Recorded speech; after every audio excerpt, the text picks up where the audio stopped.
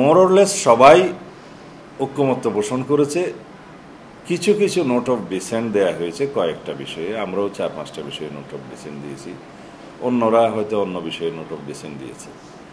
আমি বিশ্বাস করি জাতি যেখানে প্রতিনিধিত্ব করেছে, সমস্ত গণতান্ত্রিক শক্তিগুলোর প্রতিনিধিত্বকারী রাজনৈতিক দলগুলোর সবাই অংশগ্রহণ করেছে, তারাই তো জনগণের প্রতিনিধি, এবং তাদের সাথে এই গণ অভ্যুত্থানের ফসল হিসাবে যে জনগণের অভিপ্রায় হিসাবে গঠিত হয়েছে যে সরকার সাংবিধানিকভাবে, সেই সরকারের গঠিত ঐক্য কমিশনের সাথে সবাই বসছে।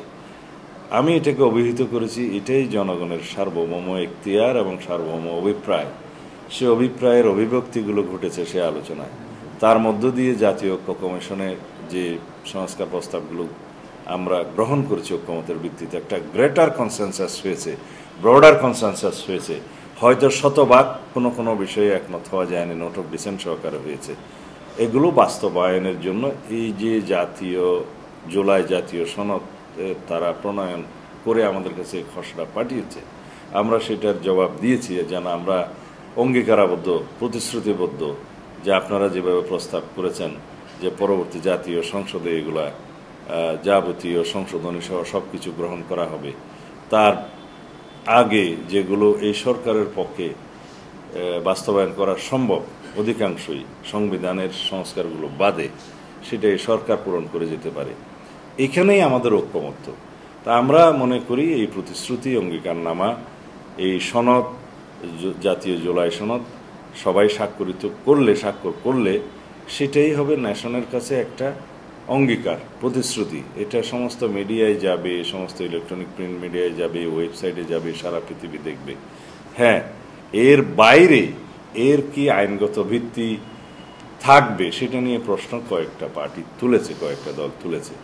এখানে আমার বক্তব্য হলো, সংবিধান সংশোধনী বাদে অন্যান্য যত সব সংস্কার প্রস্তাব আছে সবগুলো বর্তমান সরকার এটা স্বাধীনভাবে করতে পারে। এখন দেয়ার অ্যাট লিবার্টি, যেহেতু একটা জাতির মধ্যে ঐক্যমত্য সৃষ্টি হয়েছে, সেই বিষয়গুলো তাদের কাছে পরিষ্কার এবং লিখিত আছে, তারা সেটা বাস্তবায়ন করেও যাচ্ছে।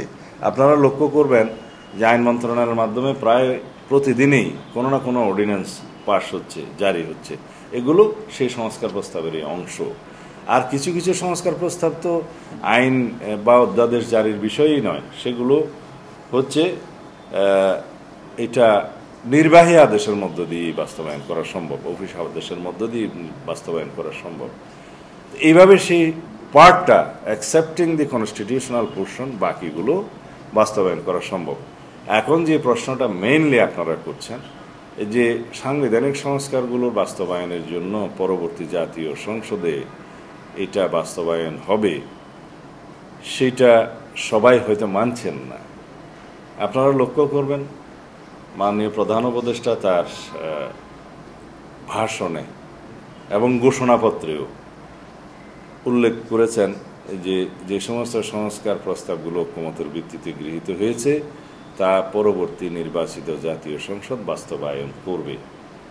আমরা সেটা অবশ্যই এটাকে অভিনন্দন জানাই, যে কারণ এটাই একমাত্র বৈধ আইনি এবং সাংবিধানিক প্রক্রিয়া সংবিধান সংশোধনের। এর বাইরে যদি কোনো প্রস্তাব থাকে, যে সমস্ত রাজনৈতিক দল বলছে যে এর বাইরে আইনি ভিত্তি থাকতে হবে, এখনই বাস্তবায়ন করতে হবে, সেই আলোচনায় যদি তারা আমাদেরকে আহ্বান করে আমরা অংশগ্রহণ করব। এর বাইরে যদি কোনো প্রক্রিয়া থাকে সংবিধান সংশোধনী গ্রহণের জন্য, সেই বিষয়ে আলোচনা হতে পারে। আমরা সবসময় আলোচনায় আগ্রহী। আলোচনার মধ্য দিয়ে যদি কোনো বৈধ প্রক্রিয়া বের করা যায় তাহলে ভালো।